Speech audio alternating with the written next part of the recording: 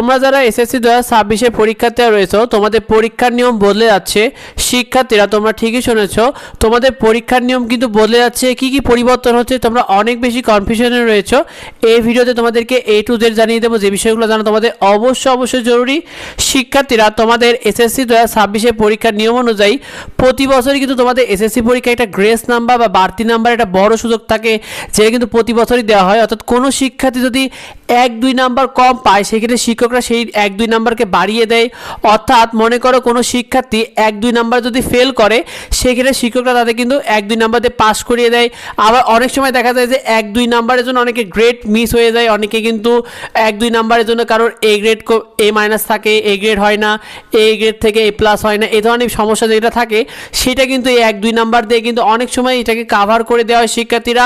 তো তোমাদের এবার 2026 সালে নতুন শিক্ষামন্ত্রী ডক্টর আনোয়ার এহসানুল হক মিলন তিনি কিন্তু দায়িত্ব নেওয়ার পর থেকে তিনি খুব মেধাভিত্তিক এবং প্রকৃত মূল্যায়ন এটার উপর বেশি গুরুত্ব দিচ্ছে সবথেকে বেশি।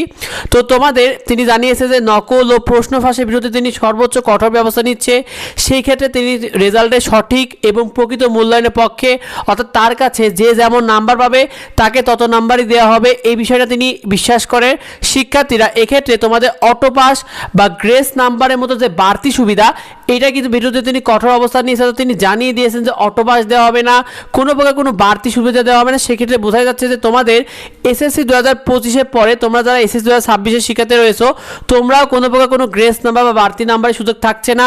অর্থাৎ এসএসসি 2025 কিন্তু যে শিক্ষা উপদেষ্টা এসেছিলেন তিনিও কিন্তু গ্রেস নাম্বারের বিপক্ষে ছিলেন, যার কারণে তোমরা দেখেছো যে এসএসসি পরীক্ষা গত বছরের রেজাল্ট অন্যান্য বারের থেকে সব থেকে খারাপ ছিল।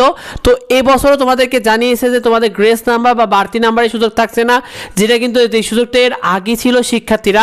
তো এই বিষয়টা তোমরা মাথায় রেখো যে তোমাদের কোনো গ্রেস নাম্বার বা বাড়তি নাম্বার সুযোগ নেই। সেই সাথে তোমাদের প্র্যাকটিক্যাল পরীক্ষায় আগে কোনো রকম খাতা দেখালে যেমন 25 নাম্বার দিত, এবার থেকে বলেছে প্রকৃত মূল্যায়ন, অর্থাৎ তুমি যত নাম্বার পাবে প্র্যাকটিক্যালে তত নাম্বারই দেওয়া হবে, কোনো বাড়তি নাম্বার দেওয়া হবে না। আর সেক্ষেত্রে প্র্যাকটিক্যালে যদি কেউ ফেল করে তা কিন্তু ফেল হিসাবে গণ্য হবে। এই বিষয়গুলো জানানো হয়েছে শিক্ষার্থীরা। তো তোমরা এই বিষয়টা অনেকেই জানো না, তাই বেশি বেশি করে ভিডিওটা বন্ধুদের মধ্যে শেয়ার করে দাও।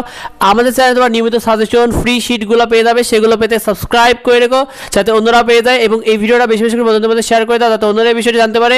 শিক্ষার্থীরা তোমাদের কাছে এই বিষয়টি কেমন মনে হচ্ছে কমেন্টে অবশ্যই জানিও, তোমার মন্তব্যটা কমেন্টে জানিও। দেখা হয় পরবর্তী ভিডিওতে। ধন্যবাদ সবাইকে।